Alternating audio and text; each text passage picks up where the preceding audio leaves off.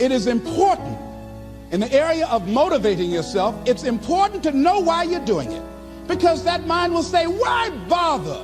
Why go through all this? This is too hard. No, throw in the towel. It's not worth it. Has it ever said that to you before? Here's how you can handle that. Here's how you override that. Write down 5 reasons why you deserve it. Why do you deserve what you want? Why you? Why do you deserve it? What meaning and value will it bring to your life? What's so different about you that you deserve your goal or this goal? And when you write down those 5 reasons, when you have some down moments, and you're going to have them, when that conversation starts talking to you, and it's going to talk to you, what you will do is you can pull that out and read it, and it will build you up.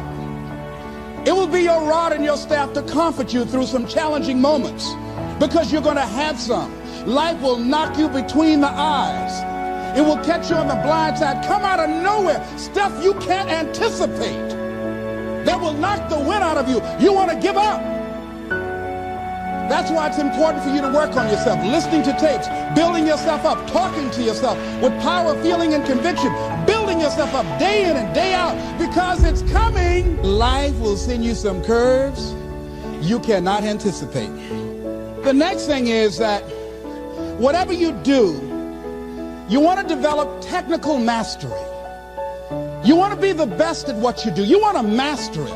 See, part of self-motivation is you've got to find something that gives you a strong sense of competence.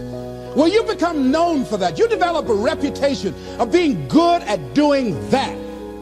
You set some high personal standards for yourself. You're not competing with anybody else. You're just unfolding yourself to be the best person that you could be. That you want to give the best quality service that you can give, because that is a statement about who you are. The other thing that's the key to self-motivation is recognize the fact that you're going to get into some slumps. Recognize the fact that you're going to encounter a great deal of failure in life. It goes with the territory. But in the face of that, you want to be relentless. When you want something, you don't expect everybody to say, oh, come on in. Oh, you want this? Oh, great. We want to give this to you. You're such a nice person. You're doing it for your family, aren't you? Great. No, life isn't like that. No, many doors will be closed in your face. Many loans that you will want. And they'll say, no, you don't have enough collateral. You don't have enough credit. And most people will give up. But you've got to decide that I'm going to be fearless. I refuse to be denied.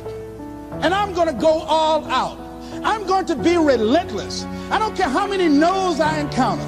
I like something Isaiah Thomas said when he was getting ready for a basketball game. He said, I'm going to either shoot us in or shoot us out, but I'm not going to not do anything. And that's the way to go. You can't make a basket unless you shoot the ball. You can't hit a home run unless you take a swing at it. Most people won't even take a swing. Well, I probably won't make it anyhow. That's the conversation within. They probably won't give it to me anyhow. If you want something, you've got to be relentless. You've got to decide, I deserve this, and I'm going to have it. And you go all out to get it. That drives you. The next thing is that when you want something out of life, you've got to be willing to go into action. Don't wait around for things to be just right. Don't wait for things to be perfect. Don't wait for the ideal situation. It will never be ideal. There will always be a reason. Well, as soon as the children grow up, or as soon as I pay my bills, or as soon as I get my divorce, as soon as I get enough money together, do what you can, where you are with what you have, and never be satisfied. A lot of people never take a chance in life. They don't want to take any chances. They want the situation to be ideal. See, that's not walking by faith. That's walking by sight. If I can see it, I'll do it. No. That's a lot of people saying, if I can see it, I'll believe it. No. If you believe it, you can see it.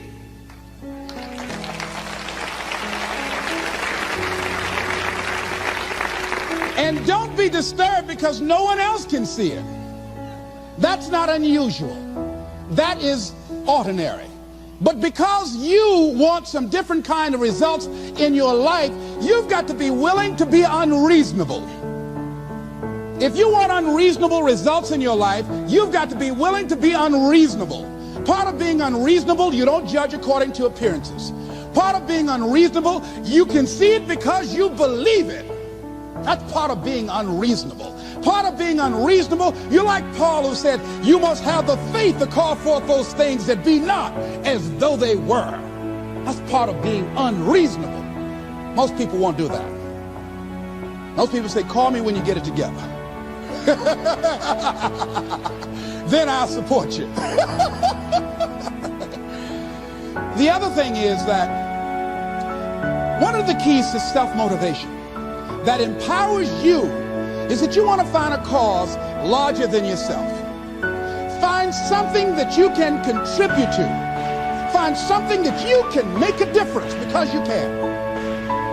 Part of what feeds your larger vision, part of what gives you a reason for being, part of what gives you your life is being able to give something back. Say, I can't afford to give anything. You can't afford not to give. Give your time. Give your talent. If it's nothing just to go over there and lick envelopes. I don't know exactly what I'm going to do, but I'm going over there. It's part of my tithing in the universe.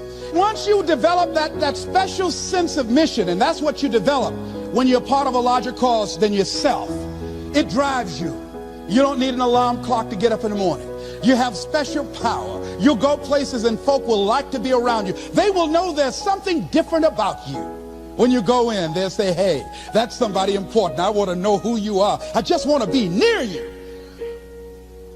That energy that you have, that consciousness that you will embody will affect everybody around you.